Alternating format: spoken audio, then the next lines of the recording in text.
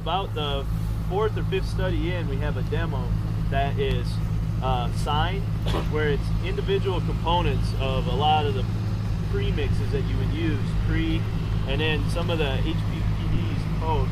So you can see what each individual product brings to the table on those. These first studies are a lot of 2-pass or tank mix programs. So you can see pre followed by post or post alone, and they're flagged on both sides.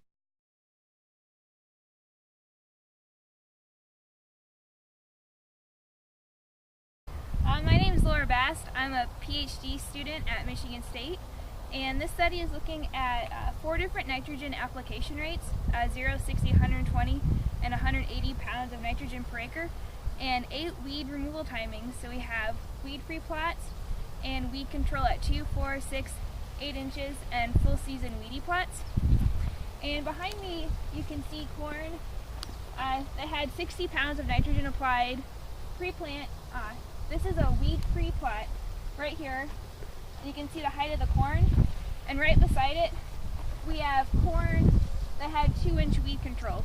So you can see as our weed control timing is later and later in the season, the height of our corn decreases, and then at the end of the year we'll probably see a yield response.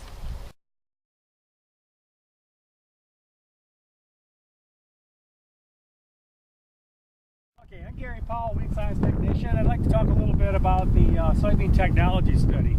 Out in this study we have 4 different soybean technologies.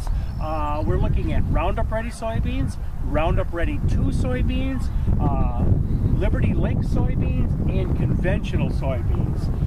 Of these 4 different technologies, we have 4 of the highest yielding varieties within a maturity zone of group 2 to 2.9, 4 varieties, and in those 4 varieties then we have 4 different herbicide programs that we're going to be looking at in each of these 4 varieties in each 4 technologies. So that's why you see the size of the study is fairly large. We'll be looking at a weed-free and untreated pre-emergence only treatment, pre followed by post-treatment, and a post-emergence treatment. A big component of this study then will be the yields that will be coming out, and doing economics on what soybean technology is best suited for farmers.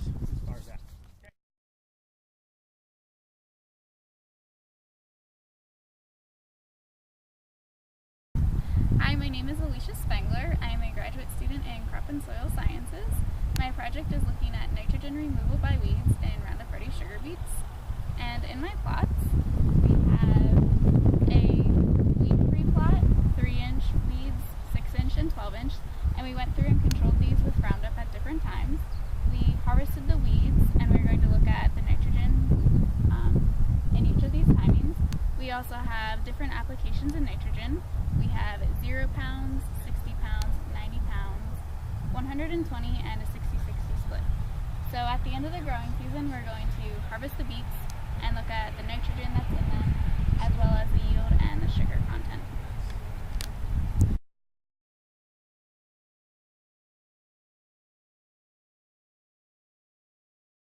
So what we have here is we actually have 2 trials that have some non-GMO soybean programs in them. This first trial, those of you that were on the morning tour probably went through this one. This is our commercial comparisons trial. We have about 5 or 6 non-GMO programs that are in this trial. These are ones that have been put together by different companies and have submitted them to this particular trial. And what we try to do is do the applications timely, the way that, you know, if the weeds are supposed to be 2 to 4 inches tall, we'll make sure that they're 2 to 4 inches tall.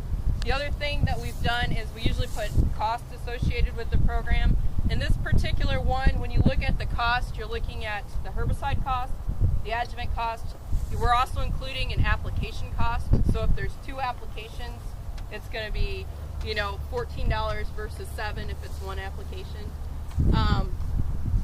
The other thing that when you look at this compared to some of the Roundup treatments, we actually include additional seed costs for the Roundup treatments, kind of a tech fee for those, so if you're comparing the two.